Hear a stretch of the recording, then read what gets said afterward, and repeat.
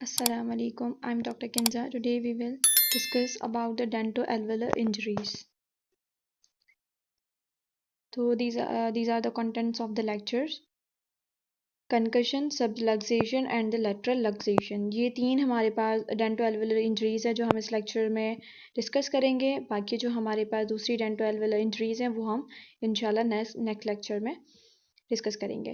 तो ये जो टॉपिक है हमारे लिए ये मोस्ट इम्पॉर्टेंट टॉपिक है. अगर हम अंडर ग्रेजुएट लेवल पर देखें या फिर FCPS पार्ट 1 एग्ज़ाम के लिए देखें तो नवंबर, फैब, मई तीनों अटैम्प में इवनिंग मॉर्निंग में इससे क्वेश्चन आया है सिनेरियो बेस्ड. तो आपके अगर इसको आपको पता होगा कि कंकशन में क्या होता है, सबलक्सेशन में क्या होता है, लेटरल लक्सेशन, तो ही आप जो है ना सिनेरियो में से आंसर चूज़ कर सकते हैं और आपको ट्रीटमेंट भी पता होना चाहिए. तो हम वन बाय वन डिस्कस करेंगे. सबसे पहले हमारे पास आता है कंकशन. ठीक है, कंकशन क्या है? कंकशन में हमारे पास ना ही दांत डिस्प्लेस होता है ना ही मोबिलिटी होती है. सिर्फ और सिर्फ कंकशन में कंप्लेन क्या होती है पेशेंट को कि जैसे ही वो बाइट करता है ना उसे पेशेंट को दर्द होता है. ठीक है, पेशेंट को क्या होता है? दर्द होता है. तो क्यों? क्योंकि उसके हमारे पास पीडीएल जो है ना वो सेंसिटिव हो जाते हैं.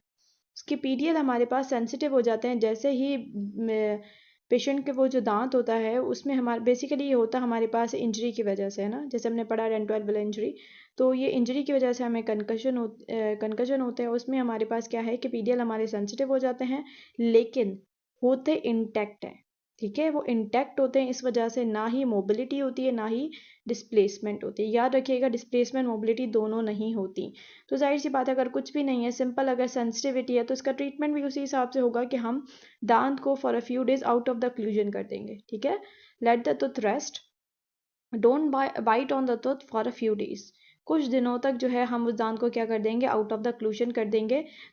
तो हमारे पास जो पीडीएल है वो हमारे पास रिपेयर हो जाएंगे और उनकी सेंसिटिविटी हमारे पास कम हो जाएगी. अब हमारे पास है सबलक्सेशन. ठीक है, इसमें हमारे पास harder injury as compare to the concussion. इसमें हमारे पास हार्डर इंजरी मिलती है सबलक्सेशन के अंदर और इसमें हमारे पास सिर्फ और सिर्फ मोबिलिटी मिलती है. ठीक है, क्या मिलता है हमें सबलक्सेशन के अंदर? मोबिलिटी मिलती है. डिस्प्लेसमेंट हमें नहीं मिलती. सर्क्यूलर ब्लीडिंग, सर्कल जो होता है ना जिंजाइवल सर्कल, उसमें हमें ब्लीडिंग प्रेजेंट मिलती है. तो ये सारी जो हमारे पास कैरेक्टर्स होते हैं ना ये हमें सबलक्सेशन के बारे में बता रहे होते हैं. याद रखिएगा मोबिलिटी प्रेजेंट है, डिस्प्लेस नहीं हुआ दांत, अपनी जगह से डिस्प्लेस नहीं हुआ, सिर्फ मोबाइल हुआ है. ठीक है, और सर्कस के अंदर हमारे पास क्या मिल रही है? ब्लीडिंग मिल रही है.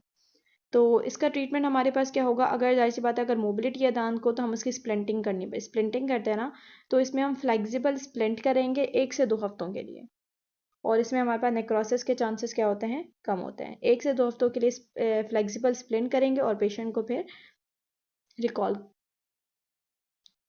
पे बुलाएंगे. अब हमारे पास है लास्ट टॉपिक है आज के लेक्चर का, लेटरल लक्सेशन. ठीक है, lateral as compared to the सबसे कम इंजरी कंकशन में हो रही थी, उसके बाद सबलक्सेशन में. अब सबलक्सेशन से अगर कंपेयर किया जाए तो लेटरल लक्सेशन में ज़्यादा हार्डर इंजरी होती है. ठीक है, तो displacement in all direction can be present except axially. Displacement दांत जो है ना वो अपनी जगह से डिस्प्लेस हो जाता है, अपने सॉकेट से डिस्प्लेस हो जाता है. वो पैरेटली हो सकता है, लेबियली हो सकता है, ठीक है, लिंगुअली हो सकता है, लेकिन एक्सियली नहीं होगा. सही है, क्या होगा? एक्सियली नहीं होगा. तो हम उसको कहते हैं लेटरल लक्सेशन. अब ये आप ऐसे याद करें, CPLR. CPLR, C stands for the crown, P for the palatal, L for the labial, R for the roots. ठीक है, CPLR. तो अब हमारे पास क्या होगा कि मोस्ट कॉमनली जो हमारे पास लेटरल लक्सेशन क्राउन के अंदर, क्राउन की जब भी लेटरल लक्सेशन होती है तो वो मोस्ट कॉमनली पैलेटल डायरेक्शन में होती है. ठीक है, पैलेटली दांत जो है वो डिस्प्लेस होता है. लेकिन अगर रूट की अगर हम लेटरल लक्सेशन डिस्प्लेसमेंट की बात करें तो मोस्ट कॉमनली हमें लेबियल के अंदर मिलती है. तो ये CPLR का फॉर्मूला आप याद रखिएगा. अब हमारे पास है ट्रीटमेंट. ठीक है, ट्रीटमेंट हमारे पास इसमें डिपेंड करता है दो तरह. ठीक है, ओपन अपेक्स और क्लोज्ड अपेक्स. सपोज करें ओपन अपेक्स है, इट मीन्स के पेशेंट की जो रूट है वो अभी मेच्योर नहीं हुई. ठीक है, रूट इरप्शन के बाद भी रूट कंप्लीशन में हमें 2 से 3 साल मज़ीद चाहिए होते हैं. तो अभी दांत जो है ना वो मेच्योर नहीं हुआ, उसकी जो रूट फॉर्मेशन है वो कंप्लीट नहीं हुई, उसकी एपेक्स क्या है? ओपन है. तो इसका ट्रीटमेंट हमारे पास क्या होगा? जाहिर सी बात है, दांत अगर डिस्प्लेस हो गया, सबसे पहले दांत को रिपोजिशन करेंगे अपनी जगह पर। जैसे सब लक्सेशन है ना, उसमें डिस्प्लेस नहीं हुआ था, सिर्फ मोबाइल था। अब यहाँ पे हमारे पास डिस्प्लेस हो गया है, तो दांत को दोबारा से रिपोजिशन करेंगे। रिपोजिशन में आपको कौन से फैक्टर्स इंपॉर्टेंट होते हैं?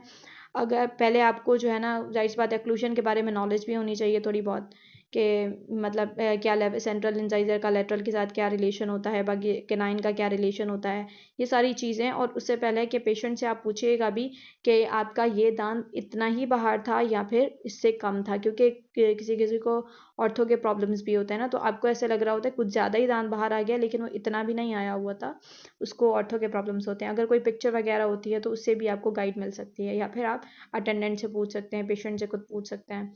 ठीक है, तो ये हमारे पास क्या होती हैं, ये उस हिसाब से आप दांत को रिपोजिशन करते हैं उसकी एक्चुअल पोजीशन पर, और फिर फ्लेक्सिबल स्प्रिंटिंग कर देते हैं 1 से 2 हफ्तों के लिए, और पेशेंट को मॉनिटर करते हैं। अब क्लोज्ड एपेक्स में हमारे पास ये सारी चीज़ें जो है ना सेम ही रहती हैं, बस एक चीज़ हमारे पास होती है कि आरसीटी करनी पड़ती है अगर नॉन वाइटल दांत हो जाए।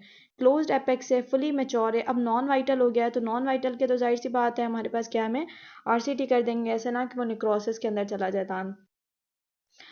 तो हमारे पास ये है कि रिपोजिशन करके फ्लेक्सिबल स्प्लिंट लगा के आरसीटी नॉन वाइटल के करेंगे, वाइटल दांत की नहीं करेंगे। ठीक है, नेक्रोसिस हमारे पास इसमें क्या होते हैं चांसेस, 80% चांसेस होते हैं। So this is for today.